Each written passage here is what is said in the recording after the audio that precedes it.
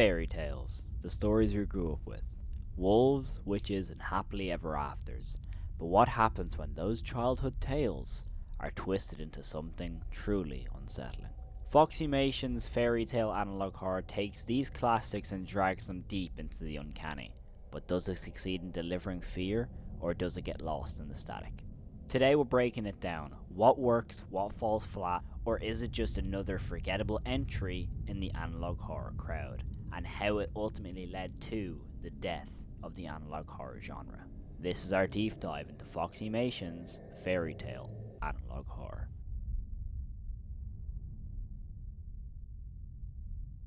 Once hailed as YouTube's most inventive storytelling formats, analog horror, which was characterized by grainy VHS aesthetics, cryptic broadcasts, and unsettling liminal spaces, it has seen a sharp decline in recent times.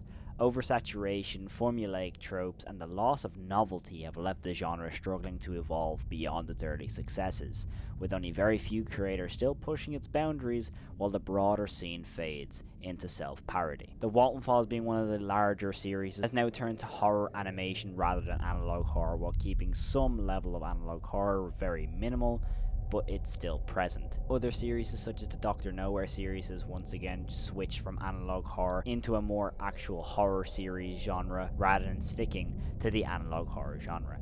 Many of the larger series out there have made that switch, however some do still remain in the analog horror genre. However, a surge and rise in these really cliche, trope-filled series such as this one have recently surged to the top. Specifically, this series being the fairy tale series. The main art style of this series is one to talk about, and that's what our first topic of discussion will be. As Foxymation's animation style is actually really good. The quality of the animation is absolutely fantastic, and it would have been very interesting to note that I didn't realize before watching this series that Foxymation's actually created one of my favorite FNAF VHS tapes, being the one based on the Juniors animatronic. However, the art style we're about to discuss draws heavily from another analog horror series. However, it does so in almost a mirroring way, and that is the strong visual inspiration of the Walton Files. In the early days of the fairy tale analog horror series, specifically the Little Red Riding Hood video, we can see many instances of very similar elements to the Walton Files, almost blatant copies. For example, a complete copy of the rocket and reversed audio from episode 1 of the Walton Files of Company introductory tape, while also elements of people from the dead talking in spirit form.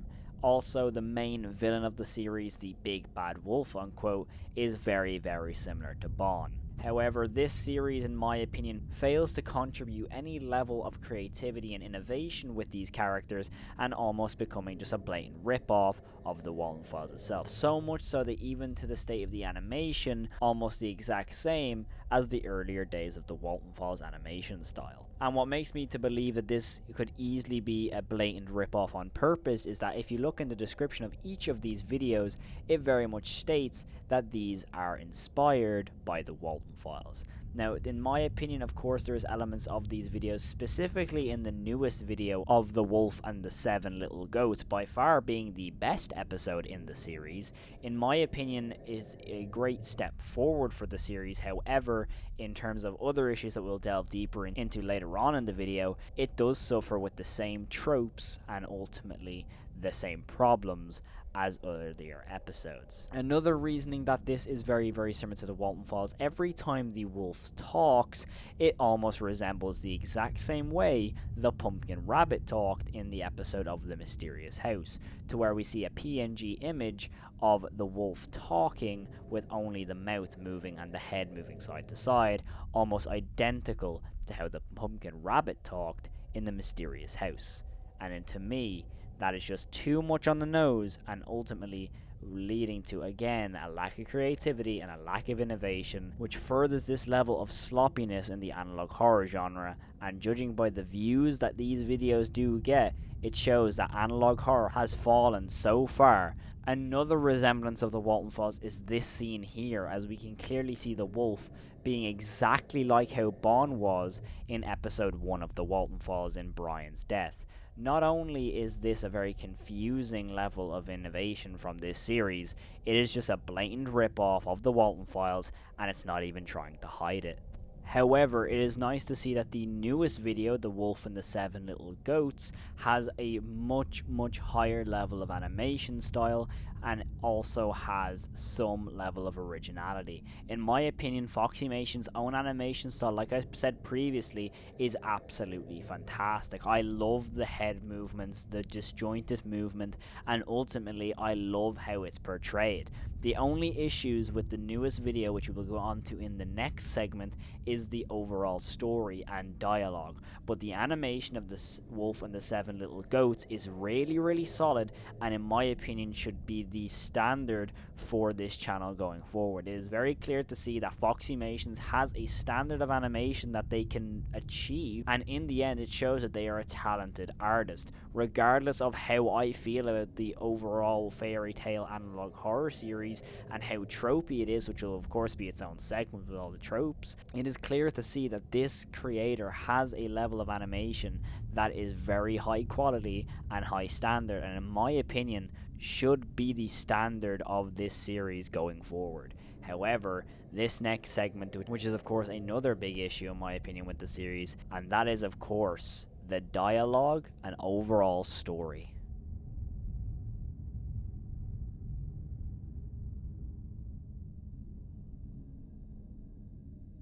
The dialogue that is present in this series is not one that is very unusual to me, as near enough, if not all of the voice acting in this series is text-to-speech, and of course that can be used in an amazing way. For example, we see it with Sheep, and of course the Walton Files, we see it there, and we see it in other areas of the Walton Files series. However, in terms of what is supposed to be going on in this newest episode, specifically with the Wolf and the Seven Little Goats, we are supposed to be seeing a group of kids who are being hunted down. However, in certain scenes which are supposed to be in somewhat scary and emotional, we are instead treated to robotic and emotionless dialogue. And of course that is down to the text-to-speech. In my opinion, I think voice acting in this series would transform it from mediocre to something so much better.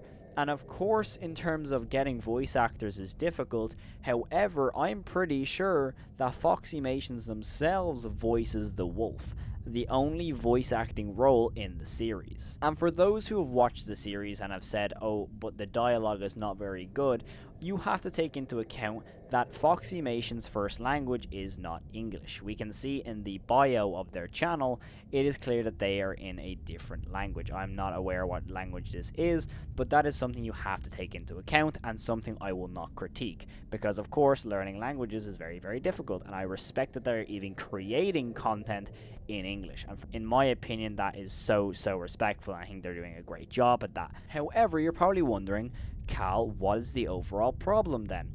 To me, the problem is unnecessary dialogue. What I'm going to show you is my honest reaction to one of the scenes in the newest video of why the dialogue should not have been there. Better get out of here before we're the next ones to be taken. I'm so scared if we leave, we're gonna get caught. But we have to go, brother. Either we try to escape and stay alive, or That was Foxy's. That was Foxy. Die. There's no other way. Is that a camera? No. Yes, brother. Yes, We brother. could record and show the footage to some local authority if we. Okay. You see this line? We could record and show the footage to some local authority. Now, hear me out. Didn't the Hansel dude say like that? Oh, there's known victims of this dude. Like, genuine. Didn't the Hansel dude, who's apparently in the same universe, clearly, didn't he say like the wolf is well known? So we could show the footage to the authority. Who's gonna care? They know he exists. Make it out alive. After staying silent, I'm gonna die.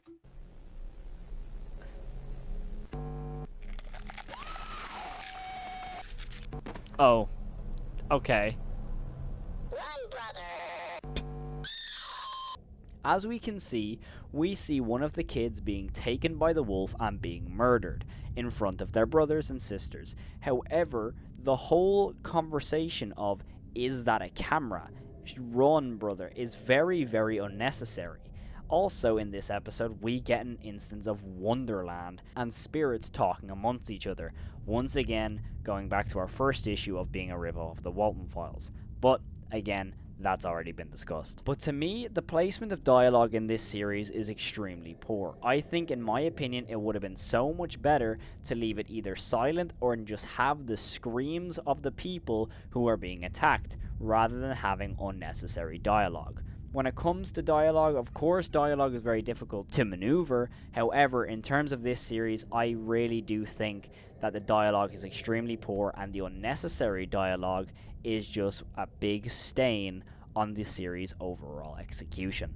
However, the evolution of the dialogue episode to episode has definitely improved. Yes, of course, it's still not great, but at least it's some level of improvement, as the original episodes were simply just random text that you'd have to read yourself. Instead, now it's actual voices. Yes, of course, being text to speech, but it does show a level of evolution. And of course, eventually and hopefully, it will get to a stage with some voice acting and actually bring a level of consistency of quality with the series. As for example, the POV shifts of each episode are very, very jarring in my opinion. Some issues with audio clarity and pacing in the story is also a huge issue. For me, I find it very, very difficult to understand what the wolf is actually saying, and in my opinion, the glitches that are shown in the video, for example the transitions, are very, very confusing, as the glitches do not resemble the style we are seeing the perspective from. The only glitches I see that are valid are the ones present in The Wolf and the Seven Little Goats when they pick up the camera. For example, in the original episode with Little Red Riding Hood, we see transitions of glitches. However, it shows that we're supposed to be seeing it from a first-person perspective of Little Red Riding Hood herself. Not a camera she's holding, nothing like that, just her own eyesight. So why is the transition a glitch effect? This is simply just to try and hold on to the whole thing of, we are an analog horror and VHS effects are scary. It once again shows how far the analog horror scare factor has dropped in recent years. For me, this perspective problem, along with the audio issues and pacing issues, along with the narrative and dialogue issues, just add up and up and up to multiple larger issues. However, these can be fixed. A simple audio issue can be fixed simply by just maybe pitching the audio a little bit further up or further down, whatever suits the character more, and just making it a little bit louder. Then that issue is completely gone. The pacing, of course, is something that will take a little bit longer to narrow down. However, the POV shifts and the glitch effects, simply not having them there really makes it way more believable. For example, if we're seeing someone's own eyesight and all of a sudden if they blink as a transition, makes it way more believable, rather than a simple glitch effect to try and push on this analog horror narrative that doesn't exist in the first place. For me, there's definitely some potential here in terms of a narrative that can be delved into in further episodes. However, we are aware that it is a possibility that this series may never return. And if that's the case, I will be severely disappointed because there's so much potential here. However, it does look like in the recent community post that Foxymations is going to take all the criticism that they've gotten from these videos and take them into their own personal project, which is something I'm extremely excited for. However, there is one massive issue with this series that's going to conclude this video, and that is, of course, the analog horror tropes that absolutely saturate this entire series, which in conclusion resulted in a series that killed the analog horror genre.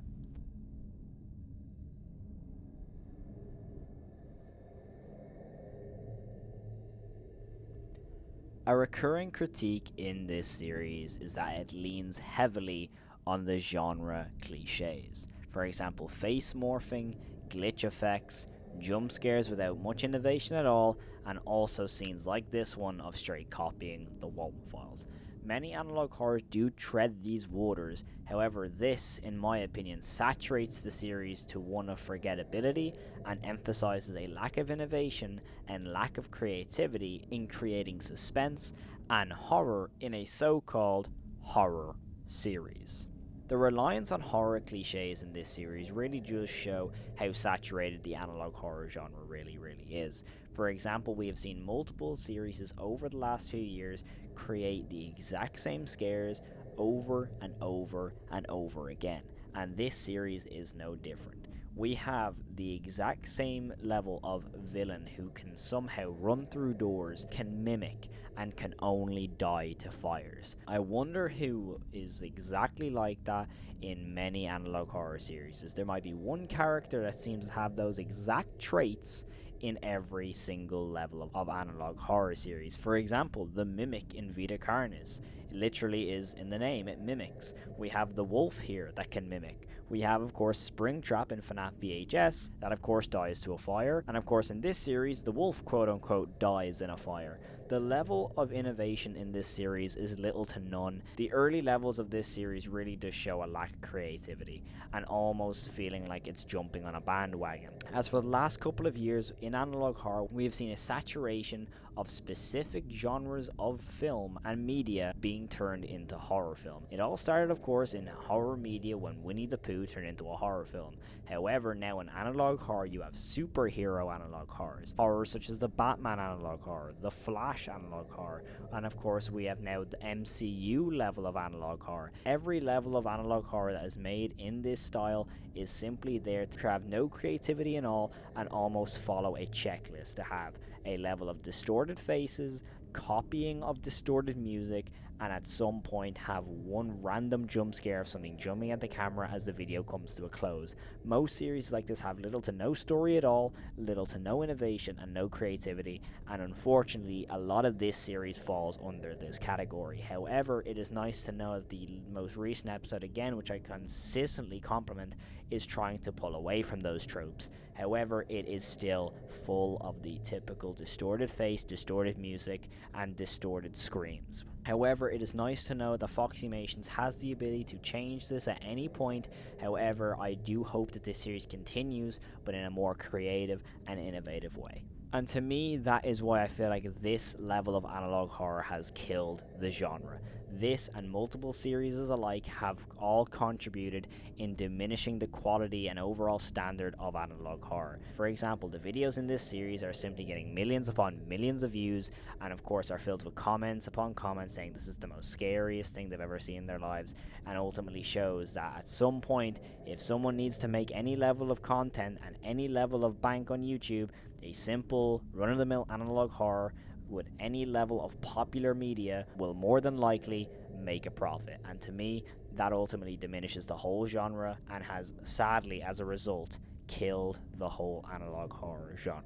Of course, this is no hate towards Foxymations as a creator. As I've stated multiple times in this video, I'm a huge fan of their own original animation style. It is more or less just the typical analog horror tropes that really just diminishes this series for me. However, I do think Foxymations absolutely kills it in their own personal series that I mentioned earlier in this video. I think it's fantastic. If you haven't gone and watched those 3 videos on their channel, go give it a watch. They are amazing. I'm a huge fan of them. However, I do want to see that level of creativity in this Fairy Tail series, because I think the combination of those 2 series could make a really entertaining and solid analog horror series. However, do go support Foxymations, go support their own personal content as well. And I really do appreciate everyone who's watched the whole way through this video. If you have enjoyed, make sure to smash a like button down below, and also let me know your favorite analog horror series in the comments below. And also, if you want me to cover any other analog horror series or any other horror series on YouTube, let me know, of course, in the comments below. Thank you all so much for watching, and of course I hope you all have the most fantastic day. Stay safe and peace. First shot of this episode, Tammy picks this house. Oh, what about that one? Now, if you ask me, that is the, worst house you can pick. It has wallpaper on the outside.